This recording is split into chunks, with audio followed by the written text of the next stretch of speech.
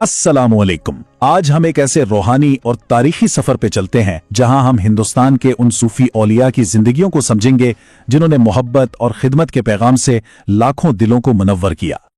ये एक ऐसा सवाल है जो आज हम में से हर कोई कभी न कभी खुद से जरूर पूछता है, और इसी सुकून की तलाश में अक्सर निगाहें उन रूहानी रहनुमाओं की तरफ उठती हैं जिन्होंने अपनी जिंदगियां इसी सुकून को पाने और फिर उसे दूसरों में बांटने के लिए वक्फ कर दी। तो तसव्वुफ आखिर है क्या? बहुत आसान लफ्जों में यूं समझें कि ये दिल को पाक साफ करने और अल्लाह से मोहब्बत का एक गहरा रिश्ता जोड़ने का रास्ता है, और यही वो बुनियाद है जिस पर हिंदुस्तान के अजीम सूफी बुजुर्गों की तमाम तालीमात कायम हैं। और जब हिंदुस्तान में तसव्वुफ की बात होती है तो उसकी सबसे गहरी जड़ें चिश्ती सिलसिले से मिलती हैं। तो आइए अपना सफर उन्हीं अजीम हस्तियों से शुरू करते हैं जिन्होंने बरे सगीर के सबसे बासर सूफी सिलसिले की बुनियाद रखी।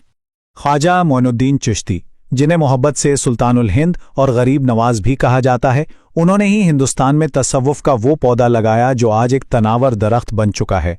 उनका पैगाम बहुत सीधा और साफ था, तमाम इंसानों से मोहब्बत करो और हर जरूरतमंद की खिदमत करो। एक ऐसा पैगाम जो 8 सदियां गुजरने के बावजूद आज भी अजमेर में उनकी दरगाह पर गूंजता है।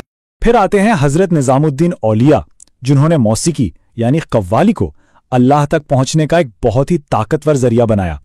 उनकी खानकाह यानी उनका रूहानी मरकज दिल्ली में एक ऐसी पनागाह बन गई जहां अमीर, गरीब, हिंदू, मुसलमान सब एक साथ बैठकर अल्लाह को याद करते थे। कव्वाली की खूबसूरती ही ये थी कि वो जुबान और मजहब की सरहदों को पार करके सीधा दिल पर असर करती थी। एक तरफ दुनिया की चमक दमक थे तो दूसरी तरफ थे बाबा फरीद गंज शकर। उन्होंने दुनियावी आसाइशों को छोड़कर सादगी को अपनाया, अक्सर गारों में इबादत करते थे। उनकी शायरी जो आज भी पंजाब की रूह में बसी हुई है, उन्हीं तजर्बात का निचोड़ है। वो हमें याद दिलाती है कि असल दौलत और हकीकी खजाना तो दिल के अंदर ही छुपा हुआ है। अब ये तीनों बुजुर्ग सिर्फ अलग अलग हस्तियां नहीं थीं, बल्कि इनके दरमियान एक बहुत गहरा रूहानी ताल्लुक था। बाबा फरीद ख्वाजा मोइनुद्दीन चिश्ती के रूहानी जानशीनों में से थे, और हजरत निजामुद्दीन औलिया बाबा फरीद के सबसे अजीज मुरीदों में शुमार होते थे। ये एक नूरानी सिलसिला था जो नस्ल दर नस्ल आगे बढ़ा। तो चिश्ती सिलसिले ने तो बुनियाद रख दी, लेकिन तसव्वुफ की ये रोशनी सिर्फ दिल्ली और अजमेर तक महदूद नहीं रही। ये पूरे बरे सगीर में फैली और हर इलाके के मुकामी रंग में ढल गई। आइए देखते हैं कि ये कैसे हुआ। ये सिर्फ चंद नाम हैं, लेकिन ये इस बात की मिसाल हैं कि तसव्वुफ की जड़ें कितनी गहरी और वसी थीं। बंगाल से दक्कन तक और कश्मीर से मुल्तान तक हर इलाके में इन बुजुर्गों ने इस्लाम को मुकामी अंदाज में पेश करके मोहब्बत के चिराग रोशन किए। जैसे बहाउद्दीन ज़करिया ने मुल्तान को इल्म का मरकज बनाया, तो शाह जलाल ने बंगाल में इस्लाम की रोशनी फैलाई। नंद ऋषि, जिन्हें शेख नूरुद्दीन नूरानी के नाम से भी जाना जाता है, इस बात की एक बेहतरीन मिसाल हैं कि सूफिया ने किस खूबसूरती से मकामी ज़बान और रिवायात को अपनाकर इस्लाम का पैगाम पेश किया। उनकी शायरी आज भी कश्मीरी अवाम के दिलों में इसी तरह जिंदा है। और ये ताल्लुक कितना पुराना है, इसका अंदाजा एक बहुत ही दिलचस्प रिवायत से होता है। कहा जाता है कि 7वीं सदी में केरला के एक बादशाह ने एक ख्वाब देखने के बाद इस्लाम कबूल किया और बरे सगीर की पहली मस्जिद की बुनियाद रखी। ये कहानी हिंदुस्तान में रूहानियत की कदीम और गहरी जड़ों की तरफ इशारा करती है। अच्छा, तो अब सवाल ये है कि इन औलिया ने मुआशरे पर असर कैसे डाला? इनका असर सिर्फ रूहानी हलकों तक महदूद नहीं था, बल्कि समाजी और यहां तक के सियासी सतह पर भी महसूस किया गया।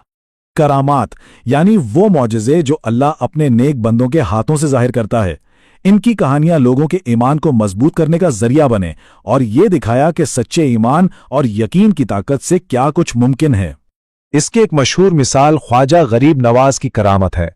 कहते हैं कि जब अजमेर शदीद कहत की लपेट में था तो आपने अल्लाह से दुआ के लिए हाथ उठाए और फौरन ही आसमान से मूसलाधार बारिश बरसने लगी। ये वाकया उनके रूहानी मर्तबे की एक खुली दलील बन गया। जैसा कि हमने पहले भी जिक्र किया, तसव्वुफ में मौसीकी और शायरी को महज तफरी नहीं समझा जाता, बल्कि ये रूह की ग़िज़ा है। ये एक ऐसा जरिया है जिससे इंसान दुनिया की फिक्रों से आज़ाद होकर अल्लाह की याद में गुम हो जाता है।